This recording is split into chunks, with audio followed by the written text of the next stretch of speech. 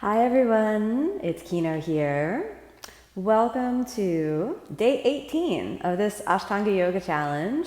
And today's asana is Navasana, which is the boat pose, a very challenging core strength asana that can really help you build so much strength in the core of the body and also so much strength mentally and emotionally. Before we get into the breakdown of the asana of the day, I just want to check in with you and ask you how you're feeling after yesterday's practice. So please leave me a comment and let me know if you enjoyed the traditional counted Ashtanga yoga practice. And so this traditional counted Ashtanga yoga practice is the coordination of breath with movement, which, as we've already discussed, is the vinyasa krama, that coordination of breath with movement, counted in the traditional Sanskrit according to the numbers, ekam, dve, trini, chatwari, pancha, shat, and so forth, so that each breath is coordinated with a number that really gives you the feeling that you're moving to a steady drumbeat that's taking you deeper and deeper into that inner journey of yoga. So please let me know if you enjoyed the guided half primary class that we did yesterday, including the modifications we went over for the challenging asana called Marichasana D. And now, as we continue our journey in the Ashtanga yoga method, today we're going to take a look at core strength.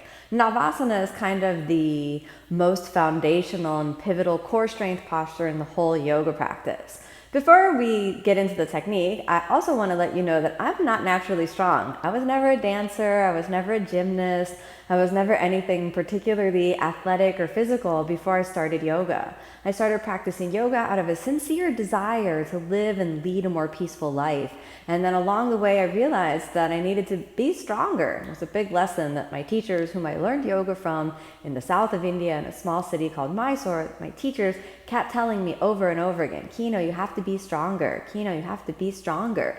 And 20 years later, well, I'm a little bit stronger, but I feel that I'm still on the student's path and I still have, in the words of Robert Frost, many more miles to go before it's time to sleep. So in other words, I'm still working on strength too. So in Navasana, this translated into English is the boat pose. So boat, if you think about a boat, there's a nice sort of round bottom to the boat. So the biggest question that comes up in Navasana is where should the sitting bones be, or where should the weight be placed? So in Navasana, the tailbone is tucked ever so slightly under, which gives you a nice round boat shape at the bottom of the pelvis. There are different types of Navasanas you could do, but during the primary series of Ashtanga Yoga, we do kind of just a nice traditional version of Navasana. And I kind of think about this as just like a happy sailboat version of Navasana. There's many other types of boats. If you think about an average marina, there's giant yachts, there's small little speedboats, there are even canoes. So there are all different versions of Navasana that you might be interested in practicing at some moment of your life. But within the context of the Ashtanga Yoga method, the Navasana we're going for is just kind of, as I said, kind of a nice, happy sailboat. Nothing too fancy, nothing too fast, nothing too ordinary, just a good, solid, reliable sailboat. I always like to say with Navasana, don't sink your boat, which means don't collapse the posture, don't, give it up. So the mental aspect of strength is very, very important.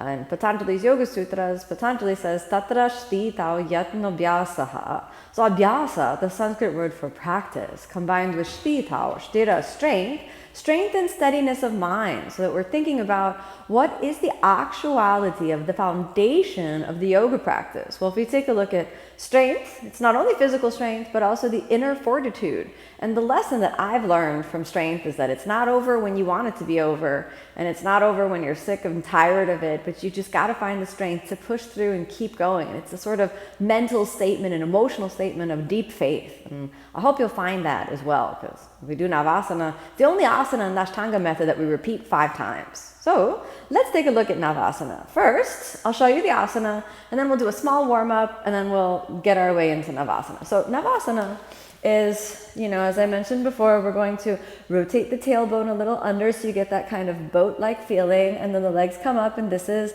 Navasana. The belly is drawn in, and it's the front body that's activating, and you gaze at the toes and point the feet. So this is Navasana. Now, you can see there are a couple of elements that are at play here. The first of which is a forward bend.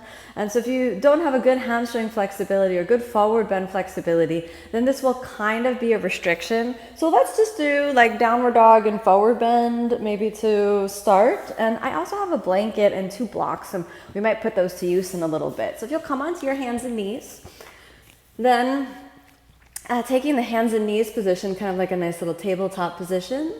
Grip your fingertips, curl your toes under, we're gonna come up to downward dog. So inhale, send the hips back and up, and we've got downward facing dog in 5 breaths here. 1, 2, 3, nice and easy. 4,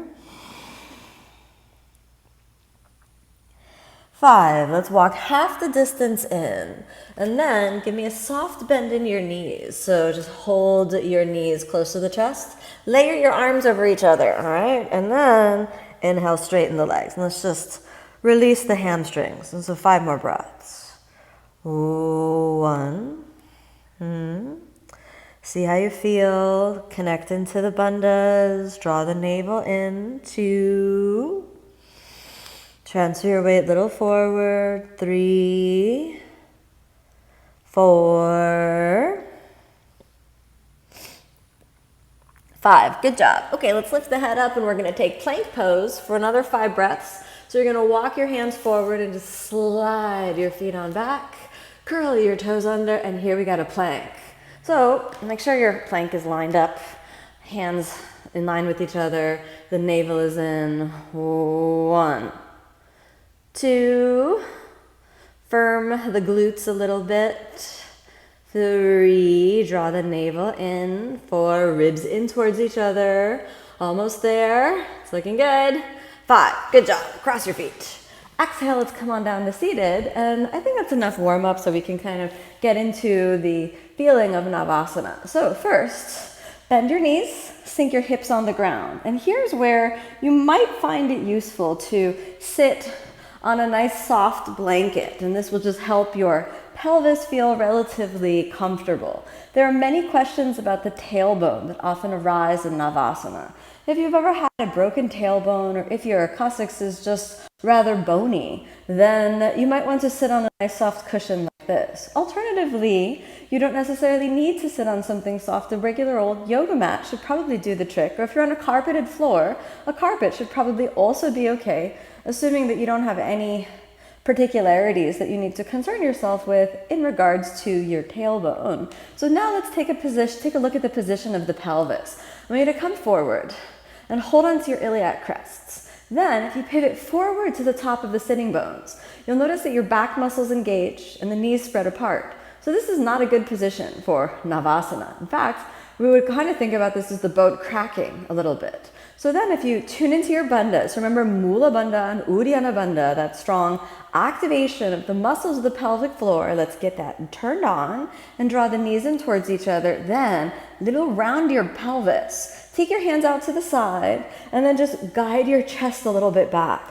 Point the toes, and so this is our first version of Navasana. So we can see the angle between the chest and the thighs, and you're using your toes and your fingers as support. Then just activate the core, and we'll stay here for 5. 1, 2, so this is one of the most accessible versions of boat posture that we can do.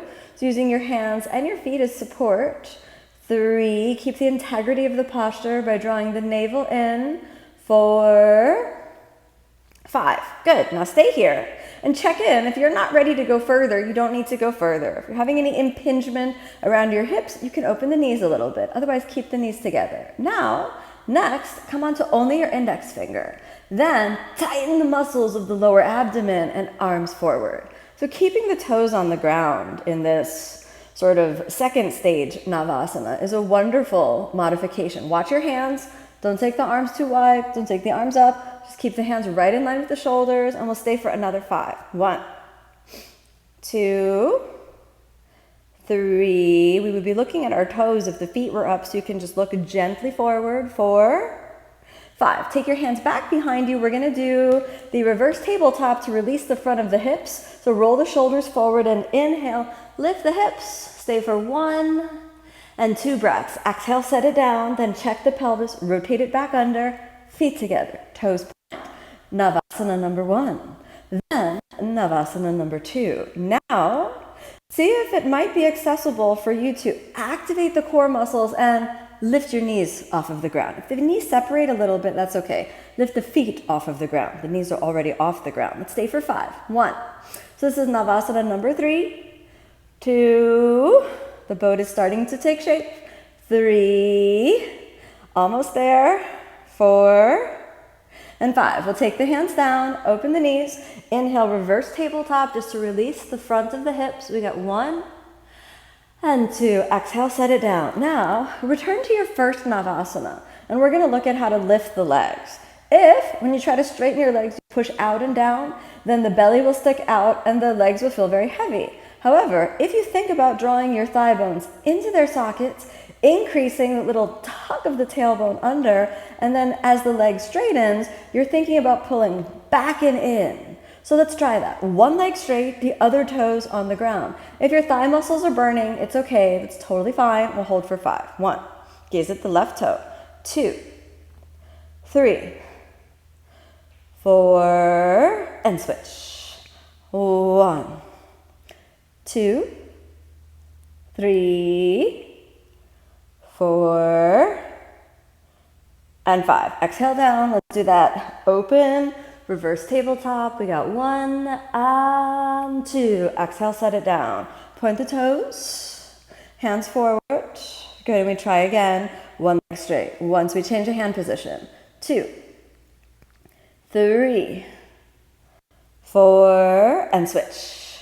1. 2. Your thigh is burning. It's okay. 3. 4. Almost there. 5. Open the knees. Hands down. Inhale, reverse tabletop, open the front of the pelvis.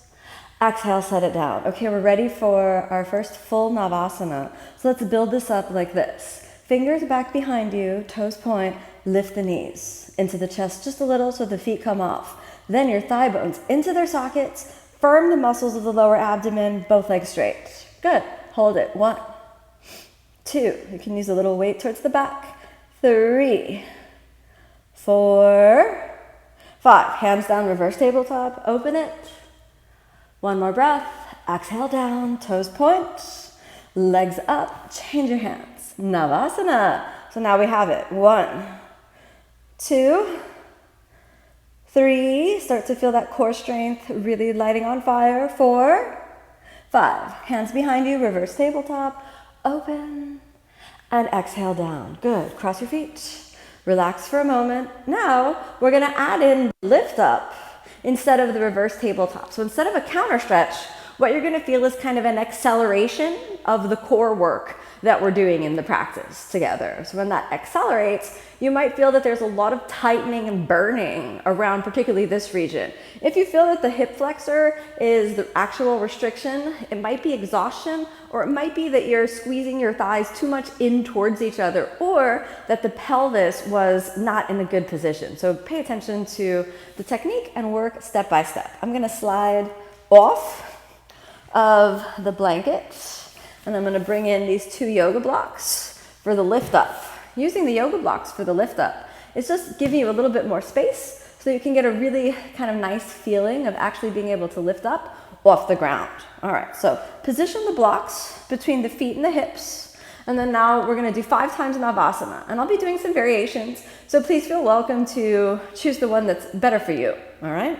So Navasana number 1, here we go. 1, you want to straighten your legs right away, you can, but watch that pelvic position. Don't be too much of up. Really get that drawing in and back, front body activation. 3, 4, strengthen the shoulders. 5, cross your feet, hands on the blocks. Then inhale, hips back it up.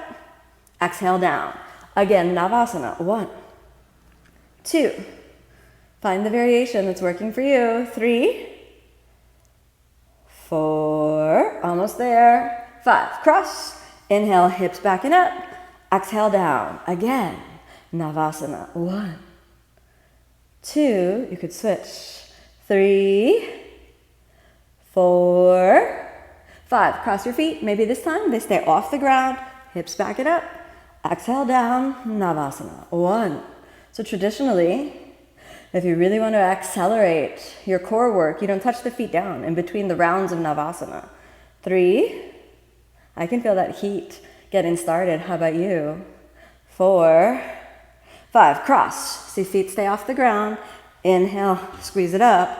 Exhale down, right back up to Navasana. 1, 2, really firm the core. 3, 4, almost there. 5, cross. Inhale, hips back and up.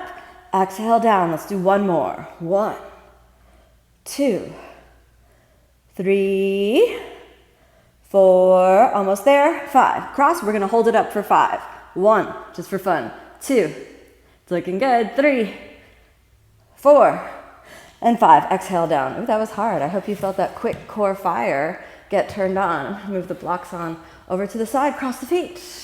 Inhale, come on back up to plank. Exhale, chaturanga. Upward facing. Stay in upward facing for an extra breath to release the hip flexors. Draw the navel in. Exhale, downward facing. Stabilize downward facing. Give me 2 breaths here. 1 more breath. That's good. Let's sink the knees down, cross the feet. Come on back to seated. Good. So if you want to sit on your blanket for a moment, you're most welcome to. Close your eyes. Feel that inner heat, that fire, and just ask yourself, where's my obstacle physically?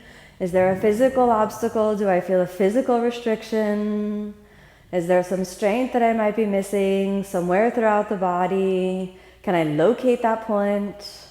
Or is my body physically quite strong, but mentally there's some limitation? Is the physical body quite strong, but mentally there's some limitation? Notice if you felt like you wanted to quit, if you got frustrated with yourself, if your inner dialogue turned negative at any moment. And understand that this too is the mirror of yoga, shining light on who we are in the quiet moments of thoughts. Growing strong physically will only take us so far. It's growing strong mentally, emotionally, spiritually that is the real journey of yoga. So letting that integrate, allow yourself a deep breath in. And as you exhale, open the eyes, we can start to come back. So Navasana is kind of, again, boat posture. So we were taking the name of the boat to create that roundedness, that sort of really round, almost floaty sensation inside of the pelvis. And if you really want to learn strength, I really recommend to work your Navasanas in a very disciplined way. This is an asana you can do outside of the primary series quite well. There are many, many variations of Navasana. As I mentioned, many different types of boats. I teach a weekly yoga drills class on Wednesdays at 1 o'clock, and I really invite you to join me there. It's over on my online channel called Om Stars, and I really invite you to join me there each week so that we can work on developing more and more strength. So Navasana is very, very helpful. The variations of Navasana are very, very helpful. But more than anything, remember that it's not brute force, but it's really about slow, consistent strength that shines a light on the inner journey, and this takes years of practice. I couldn't do this at all when I first started practicing. As I mentioned before, I was never a dancer, I was never a gymnast, I was never anything physical before yoga. You're not too old to start, you're not the wrong size, the wrong shape, the wrong age. Just start practicing and understand that each day spent on the mat is just one step further along the eternal and spiritual journey of yoga. So thanks so much for tuning in, everyone. We're going to continue the practice tomorrow with the first arm balance of the Ashtanga yoga method. So we'll need that core strength to really work in what comes next. And as we again start to really build up more and more asanas, by the end of this month, this 30-day journey, we're going to be able to do a full primary series practice, and you'll be able to have all the tools that you'll need to really dive deeply into the method. So thank you again so much for joining. It really means a lot to me that you're here with me step by step along the journey. It gives me inspiration to know that you're still here. I feel sometimes there starts to be like challenge fatigue and, around day 18, you're a real trooper for sticking with it. So I just want to really say thank you for that. And please continue to share about the challenge to your friends, your family, anyone you think might benefit from the Ashtanga yoga method. Invite them to do the challenge and just continue to share that good energy that's in your heart, and leave me some nice comments to let me know that you're still in it, that you're still inspired, so that I can stay inspired to continue this journey together. Okay, everyone, send you a lot of love, and I will see you tomorrow. Namaste.